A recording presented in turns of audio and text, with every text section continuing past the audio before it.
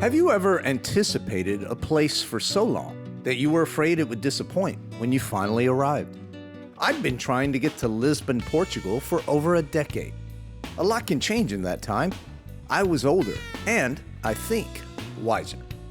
I'd visited scores of other destinations. Would Lisbon hold up to my changing expectations?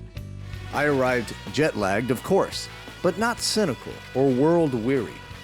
Though patience has never been my virtue, perhaps things really happen when they're supposed to, because my trip to Lisbon did not disappoint. It was all I hoped for, and then some. Colorful, friendly, hilly, and delicious. So let's get on with it. Less talking, less planning, and more climbing, drinking, eating, listening, and living. It's time for Raw Travel. Finally, Lisbon. Travel. For some, it's a luxurious escape, or maybe an adrenaline-filled adventure. But if you're like me, it's a precious opportunity to discover and to give back. It's time to get real. It's time to get raw. It's time for Raw Travel.